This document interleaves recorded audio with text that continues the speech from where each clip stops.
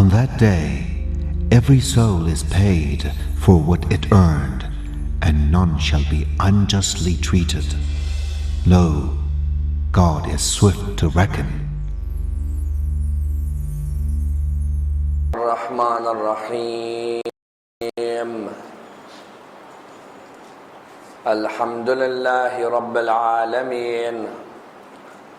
والصلاة والسلام على سيدنا وعظيمنا وحبيب قلوبنا وشفيع نفوسنا أبي القاسم محمد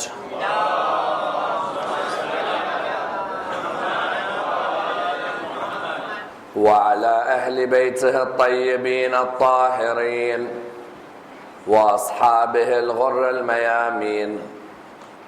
الحمد لله الذي جعلنا من المتمسكين بولاية سيدي ومولاي علي بن أبي طالب. اللهم صل على محمد. الحمد لله الذي هدانا لهذا وما كنا لنهتدي لولا أن هدانا الله. أما بعد، يقول الله في كتابه الكريم: بسم الله الرحمن الرحيم. قل لا أسألكم عليه أجرا إلا المودة في القربى. The first of our salawat in honor of Rasulullah Muhammad sallallahu alayhi wa alihi wa sallam.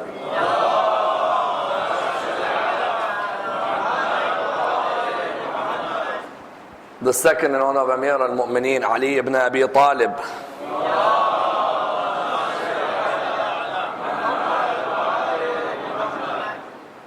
The third, with your loudest voices, in honor of the Imam of our time, Imam Sahib al-Asr wal-Zaman. Allahumma salli ala Muhammad wa ala.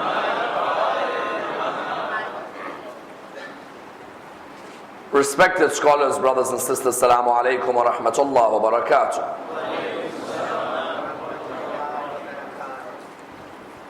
Imam Hassan al-Askari salawatullah wa salamuhu alayhi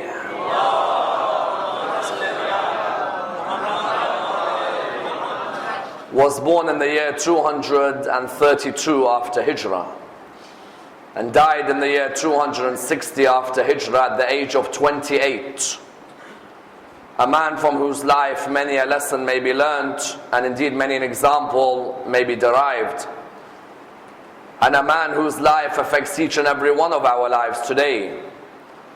For he is known as being the father of the final of the Imams of Al-Muhammad, Imam al-Mahdi, salawatullah wa salamuhu alayhi.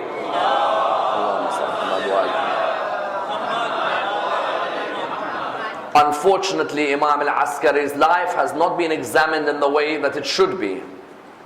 There are many who know very little about the life of Imam al-Askari, and many who do not know about the political circumstances that surrounded the life of this great personality. It is unfortunate to see that there are not enough detailed commentaries on his life, or indeed analyzed biographies about what he faced. And indeed he faced hardship more than any of the Imams of Al-Muhammad, and the fact that the Abbasids had now known that the time was coming near for the birth of the promised one from the line of Fatima. Therefore there is a need for us to dissect his life, as well as open up in reading about his great companions, personalities such as Fadl ibn Sha'dan, and indeed personalities such as Abu al-Adyan. When we look at the Imam, as we said, the Imam was born in the 232nd year after Hijrah. His mother's name was Hudaytha. In some narrations she is known as Salil, and you find that in other narrations she is known as Sosan. But what is clear was that his mother's origin was from the southern part of Egypt.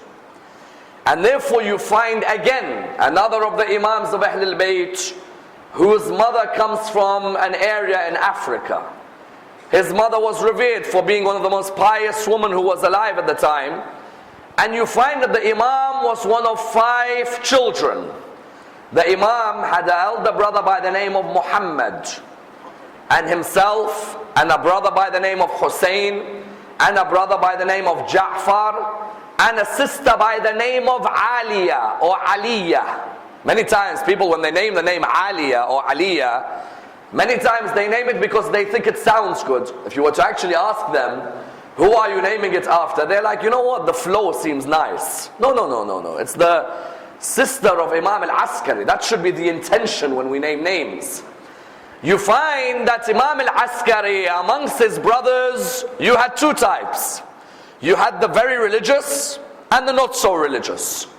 And this highlights that even in the lives of the Imams of Ahlulbayt, in one family you may have a brother who's very religious and a brother who's not necessarily religious at all. Because Imam al-Askari's elder brother Muhammad was one of the most pious sons of any Imams of Al-Muhammad.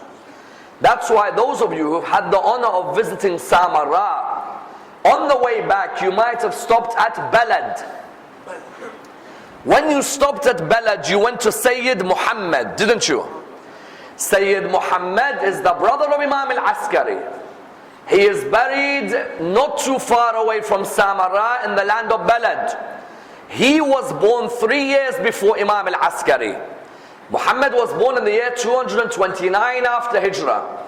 And he died around the year 252 after Hijrah at the age of 23. And you know this Muhammad, Imam al-Hadi used to love him very much. On the first level, Muhammad is the eldest son, and this highlights that our belief in Imamat is not a belief in the eldest son. Otherwise, Muhammad, son of Imam al-Hadi, would have been the Imam. Muhammad, the son of Imam al-Hadi, was one of the most pious people. And the narrations say to us, nobody was as respected, as honorable, or indeed as pious as Muhammad. And you found that there are different reasons as to his death. One narrations mention that Imam al-Hadi had a piece of land in Balad. Muhammad went to collect the revenue of that land and he died there. Another narration says that no, he had a natural death in that land. You find that when Muhammad died, Imam al-Askari is narrated to have ripped his shirt open when he heard the news. Now this is something unusual for an Imam of Ahlul Bayt. To show emotion like this is something very unusual. So they came to Imam al-Askari and they said, Imam, you are ma'soom, you are infallible. How are you one who rips your shirt upon hearing the news of the death of your elder brother? To which he replies, when Nabi Musa heard about the death of Harun, he did the same thing. Nabi Musa, when he heard the news about Harun's death, he also ripped his shirt. It's as if the chest gets enclosed. There is a lack of breath. You want to open your shirt. It's sad news. Muhammad, the son of Imam al-Hadi, I recommend you to perform his ziyarah. Why? Because amongst the gifts of Muhammad, the son of Imam al-Hadi, is that Allah answers the prayers under his dome. And especially the prayer of a family who cannot have children. If you go there, you'll see outside the haram, there is a cradle. The reason there's a cradle is many people who were not able to have kids went and visited or done the ziyarah of Muhammad, the son of Imam al-Hadi. And after they came back, Allah granted them their dua. Therefore you found Muhammad, the son of Imam al-Hadi, the brother of Imam al-Askari, had died before Imam al-Askari. And you find Imam al-Askari also had a brother by the name of Ja'far. This Ja'far was not the most pious of men. On the contrary, there are ascriptions to Ja'far as being a known liar amongst other acts. And it shows you in one family you may have a family with a fantastic name, but you find that amongst them there may be people who are religious and there are people who are not so religious. The question arises, why is he known as Al-Askari? Now this is a very important issue. Why? Because there are many who say, Assalamu alayka ya Imam Hassan al-Askari. You say to them, why is he known as Al-Askari? They say, I have not got a clue. So you say, then what is the need of you respecting a man who you don't know the background of? Surely there has to be a background to the title.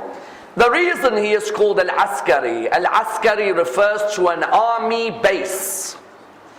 There are certain cities in Iraq who were originally army bases. They were not cities.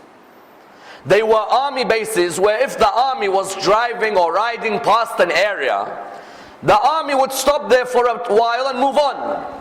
For example, Kufa. Kufa was not a city. Kufa was an army base. Sa'ad bin Abi Waqqas, when he took his army there in the 17th year after Hijrah, Sa'ad bin Abi Waqqas said, this area looks like an area where people can live. So what happened was, Kufa was not a city. Kufa became a city after Sa'ad bin Abi Waqqas decided people can live here.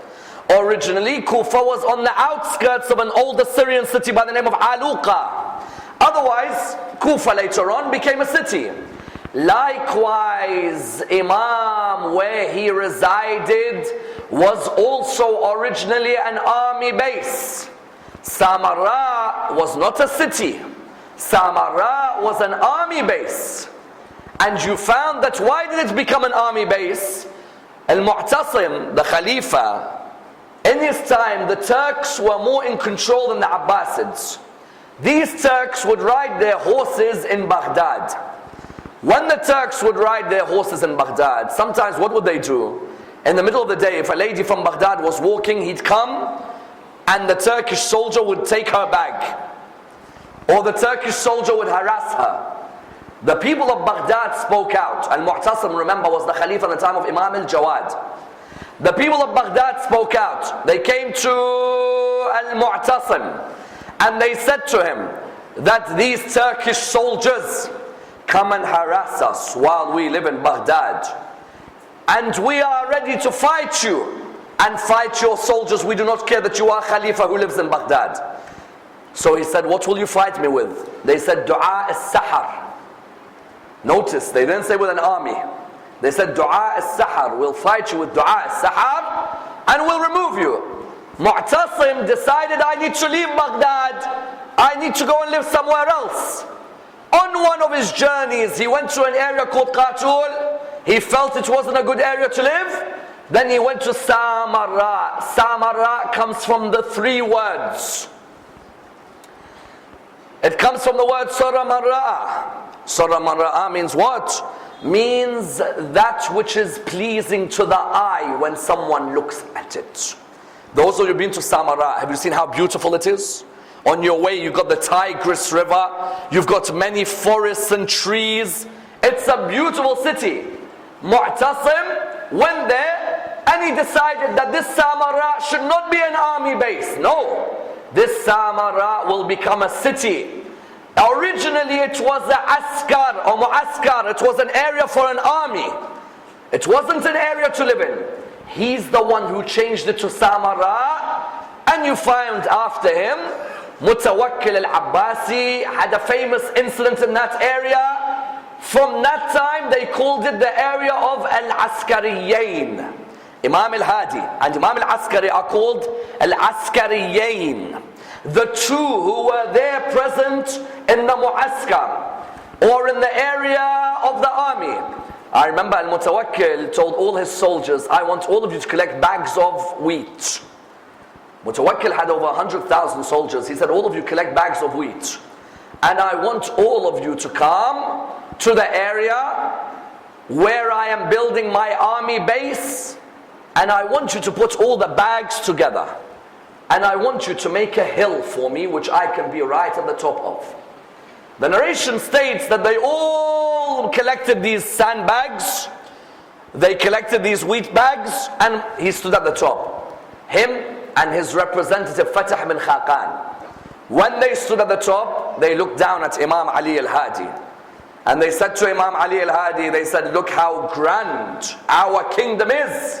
Where is your kingdom? You who stays at Khan al-Sa'ali. Imam replied, look through my fingers and you'll see my kingdom. And when Mutawakkil looked through his fingers, the narrations narrate that he recognized that you can build a palace so high and you can have the highest peak. I have Allah's soldiers at the top to look after me. What you had therefore, he was called Imam Hassan al-Askari, because living in that area, it was an army base. And so the attribution is because of this. He had his brother Muhammad, him, Hussein, Ja'far and Aliyah. And from a young age, Imam al-Askari was already showing qualities like his forefathers. That one person narrates, I was walking one day, I saw these children, all of them are playing with toys. except one young child who had shed a tear. He had shed a tear. So I came up to him, I said, young man, I see you've shed a tear. Are you sad that you don't have any toys? Shall I go and bring you toys?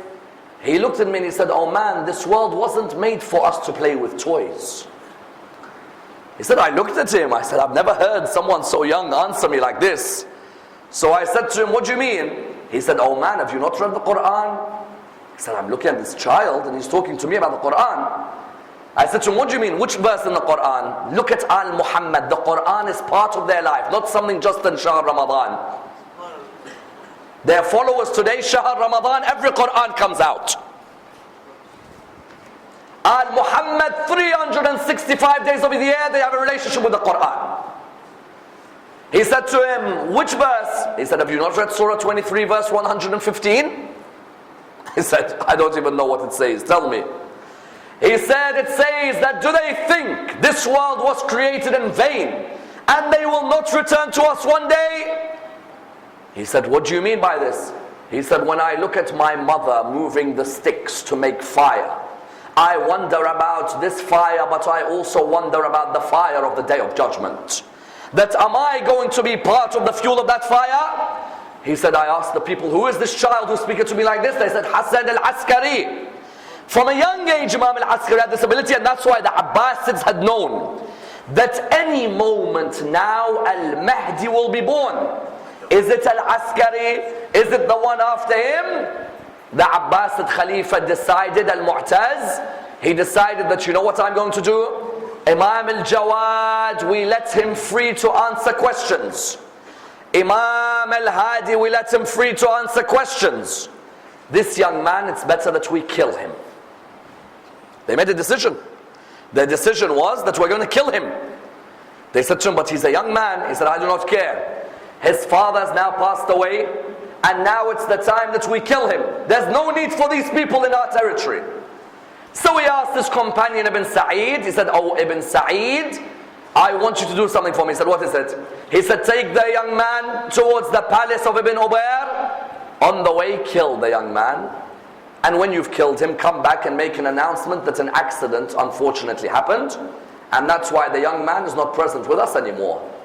They wrote letters to Imam al-Askari saying, oh Imam, we were at a meeting between Mu'taz the Khalifa and Ibn Sa'id, and he's planning to kill you on a journey. Remember, Imam was how old when his father died? Imam was around 22 years of age. So what happened was, he said, they're planning to kill you. Imam said, do not worry, this person in a few days time, he will be killed. And it's true, subhanallah. Within 3 days, that Ibn Sa'id, the Turks had killed him. When the Turks killed Ibn Sa'id, the Khalifa decided, this Al-Askari, the best position for him is where? The best position for him is we place him in prison. And that's why you find Imam Al-Askari, may Allah bless his soul, 6 years from the age of 22 until the age of 28 was placed in prison for the rest of his life. The Abbasids had two types of prison. One type of prison was a public prison. That's for thieves, for rapists, for people who've committed adultery, let's say these types of crimes we have today. The other prison was a private prison. You were under house arrest in your own house.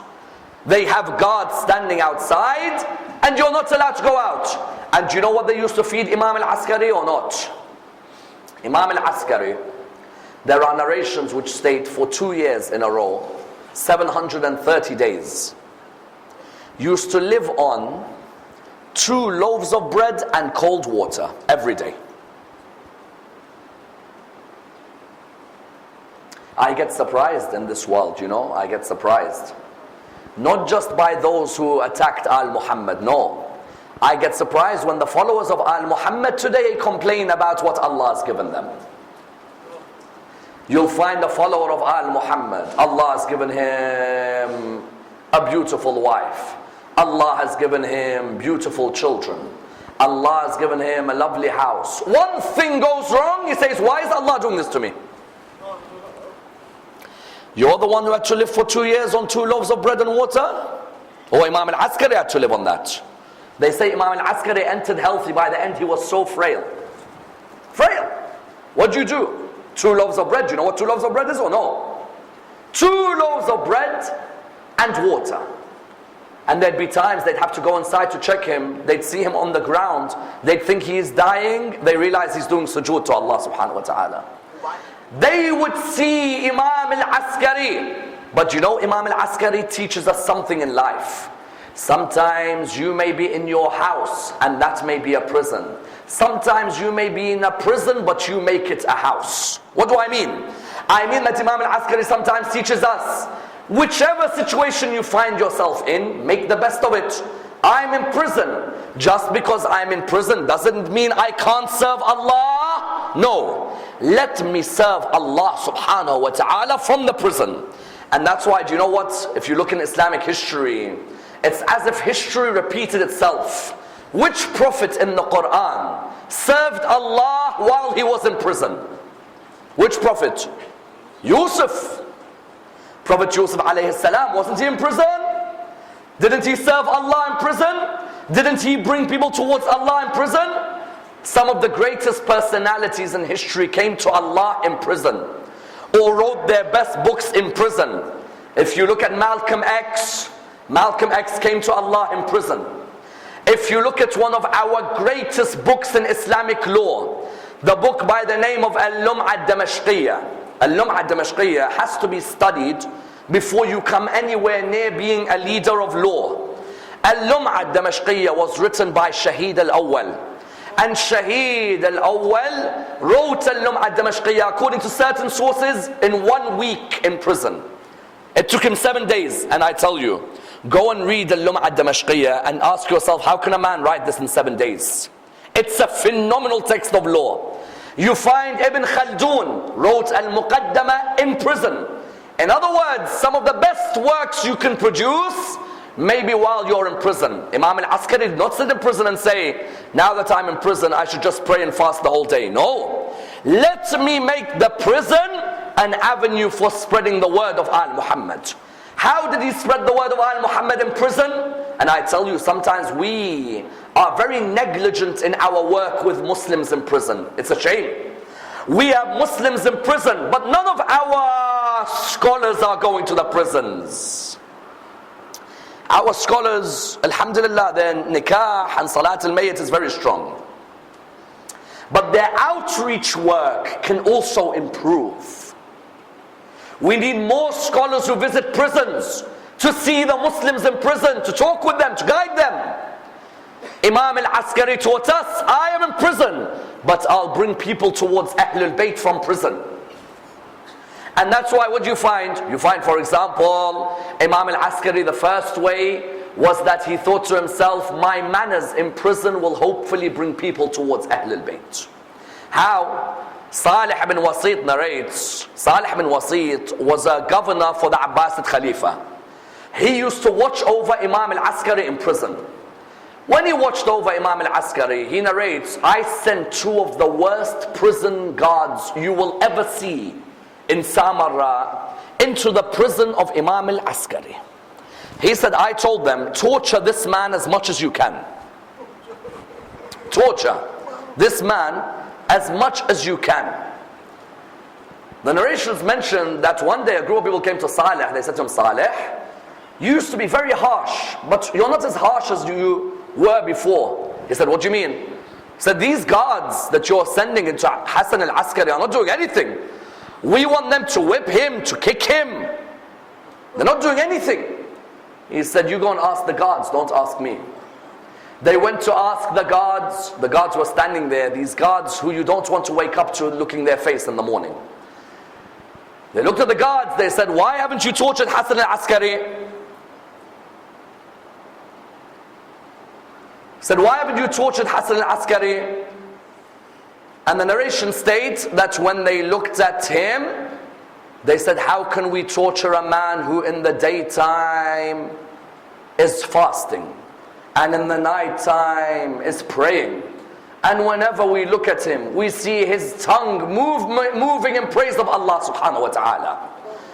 And he says that these 2 came towards Ahlul Bayt because of Hassan al-Askari. They went in to do what to him? They went in to torture him. But they came out as followers of Al-Muhammad. There was a second person who was a security guard for Imam al-Askari. He used to guard the prison. He has to keep a close eye on Imam al-Askari. Can you imagine an Imam, grandson of Rasulullah, grandson of Rasulullah, and you have guards watching over his every act? You found that Imam al-Askari saw this guard. The guard came up to me and said, "Oh Hassan ibn Ali, here are some pomegranates. One of your Shia says that instead of just having 2 loaves and some water, here, give him the pomegranates, and I used to know this person from before. Take them." So Imam al-Askari took the 5 pomegranates, he placed them by his side. This is tabligh. Tabligh isn't a person talking with long words. No. Tabligh sometimes is generosity. He's got the 5 pomegranates next to him. Imam al-Askari didn't eat them, he just kept them there. The guard kept on looking at the pomegranates. Imam looked at him, he said, "You are alright?" He said, yes, I am." He said, "Why don't you take a pomegranate, oh guard?" Would you say that to a guard who harasses you? Honestly, a guard who harasses you, would you have this manners with him? He said, "Oh God, why don't you take this pomegranate?" He said, No, you keep it. He said, "Oh God, I've seen you looking at the pomegranate, and maybe the day is a hot day. And because it's a hot day, maybe you're not getting fresh air. Take the pomegranate." The guard took the pomegranate. There were 4 pomegranates left. It was only a short time later that Imam al-Askari looked at the guard. He said, "Oh God, I notice that you're not eating the pomegranate. Why?" The guard said, "Don't worry, you don't need to ask." He said, "No, tell me." He said, "You know, I have young children at home, and I want to save the pomegranate so that my children can eat." You know what Imam al-Askari did? He said, "Take the other 4 pomegranates then." Subhanallah. Take the 4 pomegranates. The guard said no. He said, no, please. He said, "I can't bear to think that your children will not have food. Ya Imam, you are on 2 loaves of bread, and you're concerned about him." And remember, tonight is the night of the father of Imam al-Hujjah. This message goes out to Imam al-Hujjah tonight, that his father has 2 loaves of bread and the pomegranates. He says to the guard, "Take it." Then after that, when the head of the guards found out that Hassan al-Askari is like this, there was a Turkish head of guard. This Turkish head of guard, one of the names that he is given is Ali bin Yarmash. Another is Ali bin Utash. There is a difference of opinion on the names. This Turkish guard says, if you are not going to treat Hassan al-Askari in the way that he should be, by not whipping him while he's in his house, then I'm going to take him to my house. And I've got orders that even if I kill him, there isn't an issue. The guard took Imam al-Askari. They took him away out of his house, out of the prison. They took him to the Turkish man's house. The Turkish man, as soon as he walked into his house, his wife looked at him. She said, "Who is that you brought with you?" He said, "Don't worry." She said, "No, tell me." He said, "Hassan bin Ali." She said, "From whose lineage?" He said, "From Muhammad's lineage." She said, "Be careful. People like this, they are inheritors of knowledge. Do not hurt them." He said, "Who are you to tell me not to hurt them? I have wild animals in my garden. I'll leave the man with them. They have not eaten for a few days. Let them enjoy his flesh." You know, before Imam Zaman, people ask, Imam Zaman, why did Allah raise him? Why? Because look at the way they're behaving with his father and with his grandfather. You think Allah subhanahu wa ta'ala wants to keep a blessing like this with these people? They put Imam al-Askari in, what he did, he put him in a cage with the wild animals. Absolutely no heart whatsoever. Do you know how low it is for a human to do such a thing? And he walked back to his house. His wife pleaded with him, he didn't listen. His wife pleaded with him, he didn't listen. She said to him, "At least go back out. Now that they've killed him, go back out and have respect for yourself in burying his body, what remains of it." He narrates, "I swear by God that I walked back out to the cage. I saw Hassan al-Askari prostrating with the animals all next to it." Imagine. He said, "I could not believe that these animals had not eaten him. They had not eaten anything. And they were prostrating next to him." This same man, Ali bin Yarmash, who put Imam al-Askari in prison when his son fell ill. Do you know who he went to? Imam al-Askari. He went to Imam al-Askari in prison. He said, Hassan bin Ali, I need a favor, and I know I've been harsh towards you, and I know I've been giving you the worst of gods. I need one dua. He said, what, why? He said, my son is ill, and the doctors say he's going to die, and you're the only one who can read dua for him. I beg of you, read a dua. Imam al-Askari said, no problem, recite the following dua with me. He began reciting the dua, he said, go home now, your son will be okay. He says, I swear I went home and my son had recovered fully. Tell me, would you recite a dua for a man who tortures you? But Al-Muhammad, their level of generosity, their level of morality is higher than all of this. And that's why, do you know, one day they tried to mock Imam al-Askari, and do you know how they tried to mock him? One day the Khalifa's horse, the Khalifa bought a horse which was too wild. A wild horse. You know what the Khalifa said? This wild horse of mine, when I sit on it, it's not been tamed. It causes me trouble.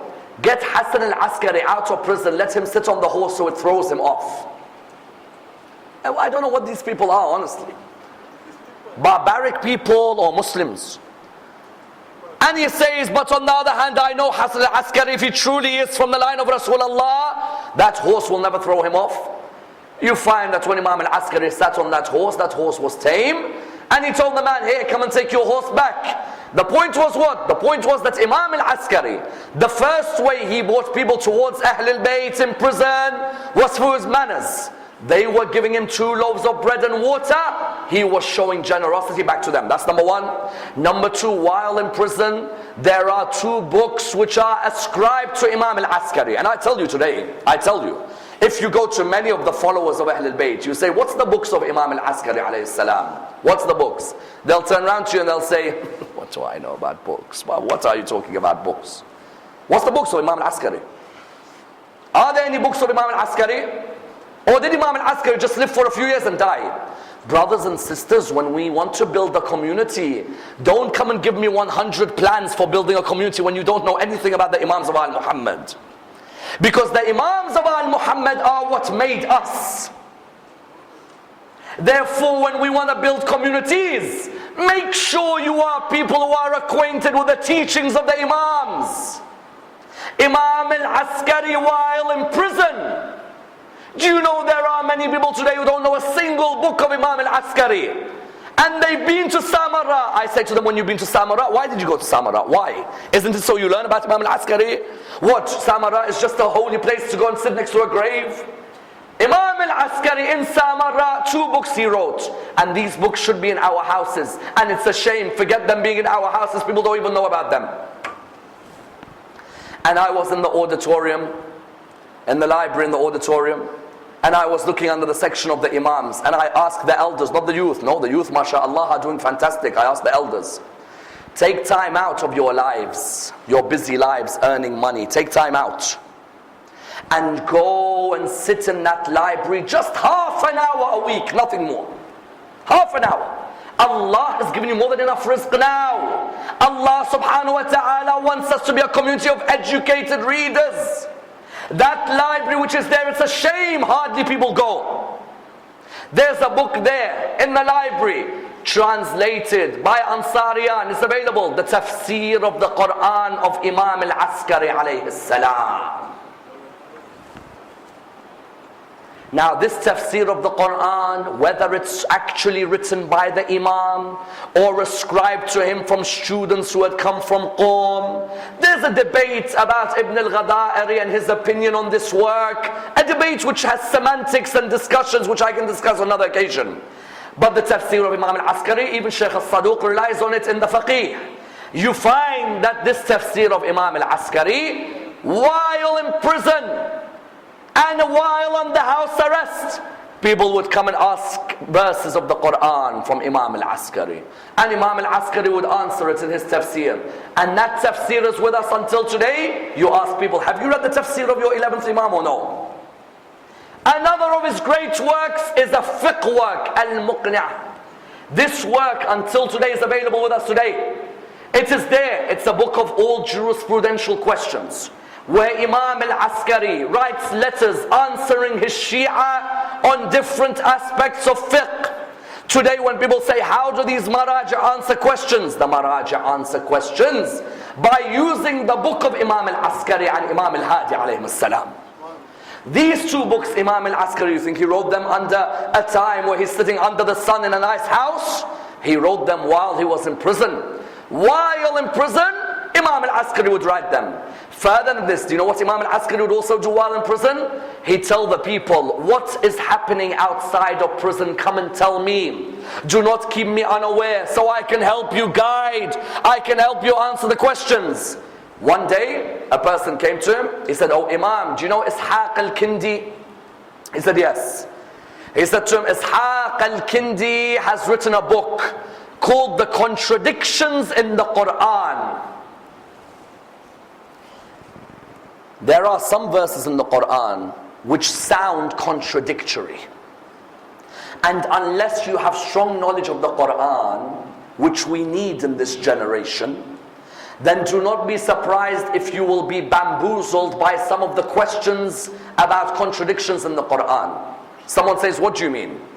For example, in one verse in the Quran, Ishaq al-Kindi said there's a contradiction. In one verse of the Quran, God says that marry 1, 2, 3 or 4 women. In another verse in the Quran, God says you can never treat them justly. So stick to one. So some people ask, how is it in one verse God says marry 4, in another God says you can't treat them justly? And this on the internet is a major question. On the internet today, many say the Quran has contradictions. In the time of Imam al-Askari, Ishaq al-Kindi wrote a book, The Contradictions of the Quran. He says if the Quran is the book of God, then it wouldn't have contradictions. In one verse of the Quran it says marry 1, 2, 3 or 4 women. In another verse of the Quran it says what? You will never be able to treat them justly. So you find, what's the interpretation of this? The interpretation is that you will marry 1, 2, 3 and 4. You can treat them justly in economics, the way you treat them financially. And you can treat them justly with your time. But you can never treat them justly with love. I can't say I love wife number 1 33% and wife number 2 27.8%, can I? So there's no contradiction. The first one refers to justice in monetary and in time. The second one is about love. Ishaq al-Kindi wrote this book called Contradictions in the Quran. The companions of Imam al-Askari came to him when he was in prison. They said, Imam, Ishaq has written this book. He said, have any of you been able to refute it? They said, no. He said, the refutation is easy. It doesn't need lots of semantics. They said to him, what's the refutation? He said, go up to Ishaq and say to him, oh Ishaq, is there a possibility the author of a book intends something different from the interpreter? It's a very, very philosophical line. Is there a possibility that the author of a book intends something different from the interpreter? Ishaq said, yes, there is. So the companion said to him, so Ishaq, what you say about a contradiction, could Allah have meant something else? Or is your interpretation the only interpretation possible? He said, no, Allah could have meant something else. Said, so, oh Ishaq, why don't you then say that maybe my conclusions are not correct and that Allah subhanahu wa ta'ala intended something else with this? Ishaq said to them, where did you get this answer from? They said to him, what do you mean? He said, no, tell me, where did you get the answer from? The person said, oh, just from my own thoughts. He said, none of you can think like this. Where did you get it from? He said, I got it from Imam Hassan al-Askari alayhi salam. He said, only a man from the line of Rasulullah can think like this. He said, it is very true. He took the paper, that book, and he ripped it. He ripped all the pages. He said, that one interpretation is right. Maybe I'm saying there's contradictions, but maybe the author, Allah, the author of the Quran, intended something else. Then on another occasion, Imam had wanted to be kept informed what's happening. Mu'tamad, the Abbasid Khalifa, was facing major trouble. Why? Samarra, there was a major drought in Samarra. No rain. No rain. So what happened was, Mu'tamid said to the whole of Samarra, oh people of Samarra, come out and pray that Allah sends down rain for 3 days. The whole of Samarra came out to pray, Ya Allah, send down rain. Ya Allah, send down rain. There was no rain coming down. All of a sudden, a Christian monk came. The Christian monk, when he came, he said, oh Allah, please send down rain. Suddenly rain came down. Mu'tamid's like, what's going on?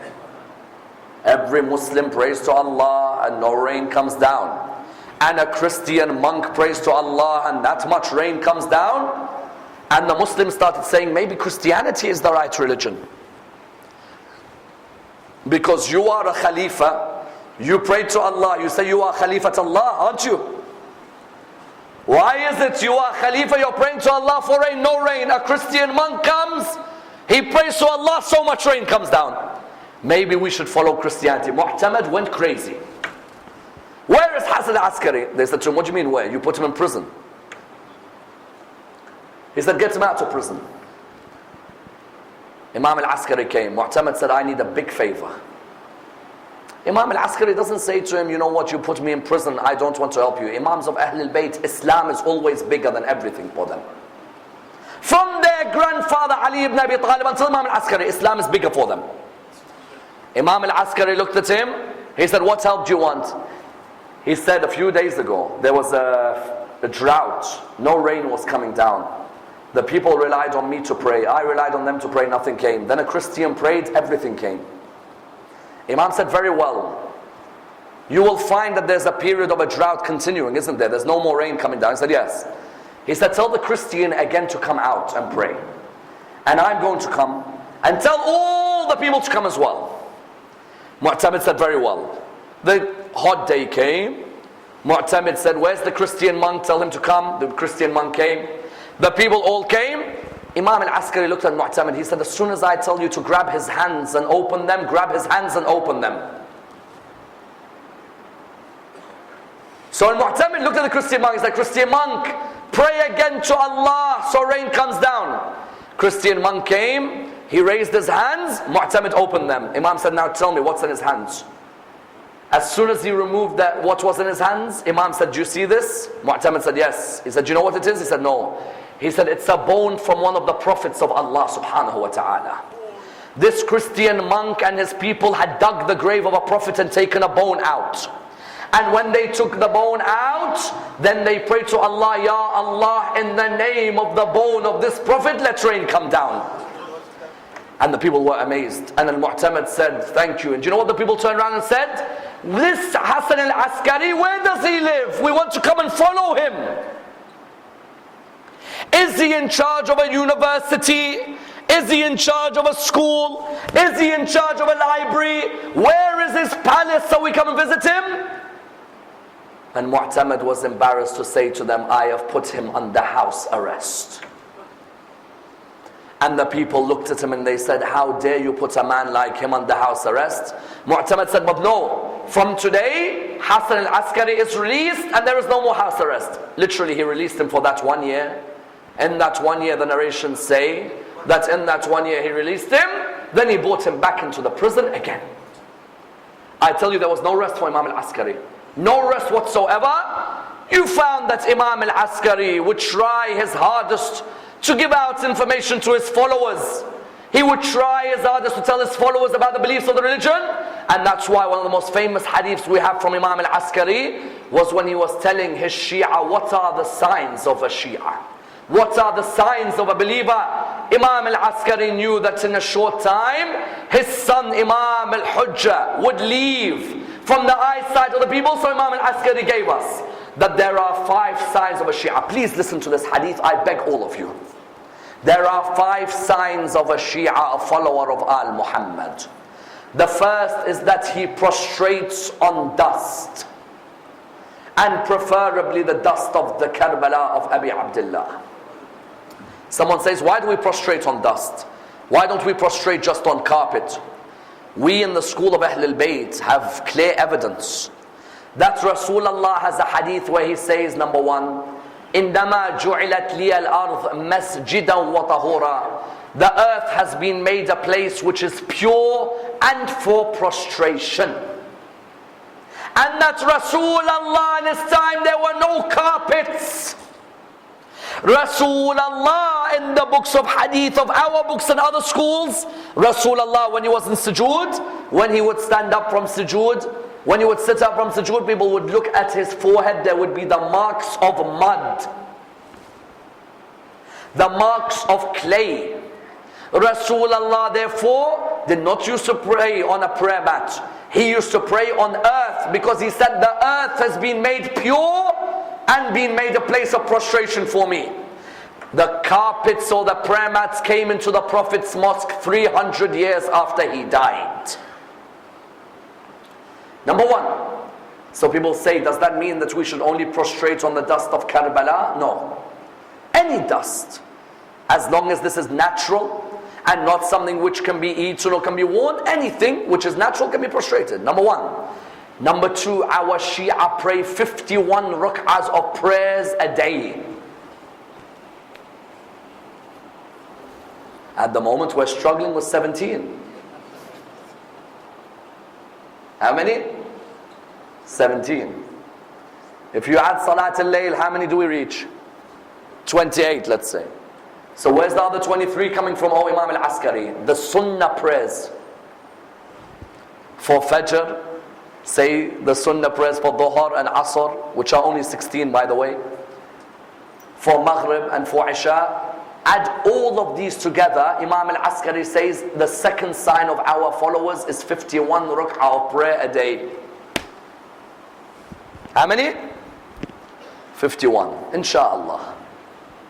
The third sign, they wear a ring on their right hand.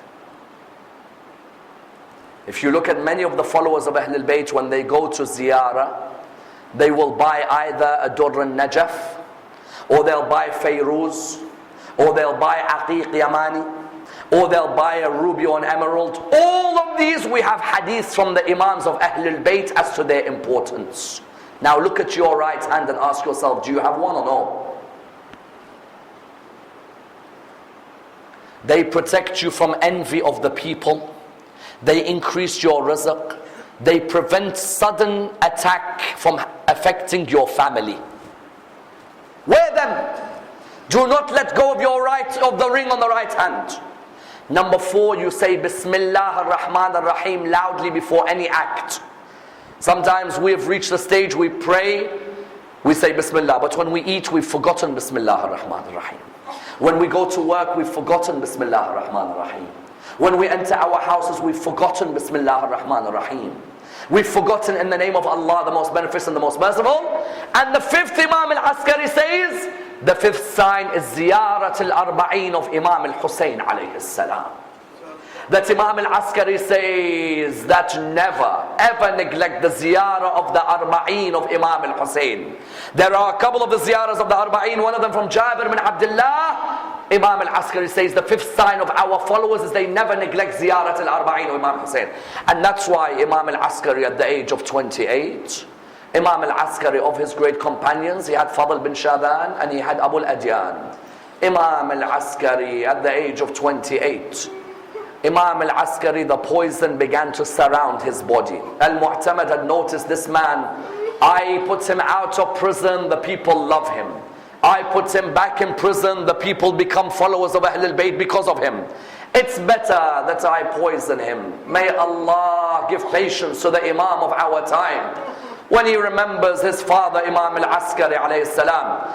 And the narrations say that Imam al-Askari said to his companion, O Abu al-Adyan, I'm giving you some letters to go to Madain. You know where Salman is buried, in Madain? He said, I'm giving you some letters. Go to Madain. I want you to go there, deliver these letters. You will return in 15 days. When you return to Samarra, you will hear the people saying, Al-Askari has died. I want you to go to Madain, and there will be letters. When you return, the people will be saying, Al-Askari has died. You will see the one who will succeed me from Al-Muhammad, Al-Mahdi. He said, how will I know him? He said, you'll know him because number 1, he will lead my prayers. Number 2, he'll ask you for the letters. Number 3, he'll know what's in the yellow bag. Abu al-Adyan says, I left. I went to Madain to meet Ahmad ibn al-Hasan. I went there. I had all of these letters. What are the letters? Imam al-Askari used to stay up till the middle of the night answering the questions of his Shia. He can't see them. So he writes his answers and they send them back as letters. He went to Ahmad ibn Hassan. Ahmad ibn Hassan welcomed him. They stayed there for a few days. Abu al-Adyan says, all I was thinking about was Imam al-Askari. I was thinking about my Imam. What's going to happen to him? When I returned back to Samarra, I said to him, oh Abu al-Adyan, if you saw what's happened to his shrine only recently, you'll know that this Imam al-Askari until today is oppressed by his followers and his enemies. You found, Abu al-Adyan says, I left Ahmad ibn Hassan. I came back to Samarra. When I entered Samarra, I saw people coming out crying and crying. I said to them, what's wrong? They said to me, Hassan al-Askari has died. He said, I went to the house of Imam al-Askari and I saw his brother Ja'far standing there, about to lead Salat al-Mayyit, the prayers of the one who is deceased. When I saw Ja'far was saying, I am now the Imam of the Shia. I am the Imam of the followers of Ahlulbayt. I thought, Ja'far, the person who is a liar, Ja'far, the person who we have no respect for. So he says, as Ja'far was about to begin with his salah, a young 5-year-old walked up to him. He said to him, oh Ja'far, move. I have a greater right to lead the salah than you do. Ja'far was amazed. Who is this young man who has come, who we will discuss tomorrow? Ja'far returned back. The young man led the salah. Then after the young man finished the salah, he turned around and he came and he said to Abu al-Adyan, where are the letters? Abu al-Adyan knew that this is also a sign. Then the narration states a group of people had come from Qum. They had some khums. They had placed it in a bag. They came. They said, who is the rightful successor of Hassan al-Askari?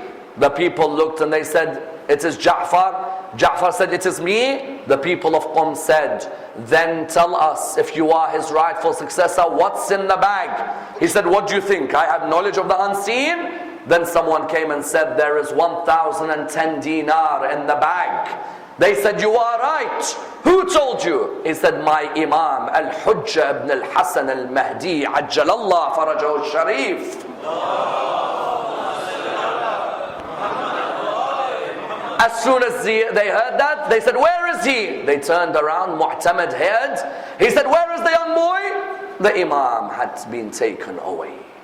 And you found that difficult period for the followers of Al-Muhammad, which inshallah we will continue to discuss tomorrow, as to the biography of Imam Sahib al-Asri wal-Zaman. We pray to Allah subhanahu wa ta'ala to raise us with Imam al-Askari alayhi salam, to allow us to visit his shrine in the land of Samarra. Ya Allah, allow for the rebuilding of that holy shrine, and the shrine of the mother of our Imam, and the sister of our Imam. Ya Allah, allow us to receive his intercession in this world and the hereafter.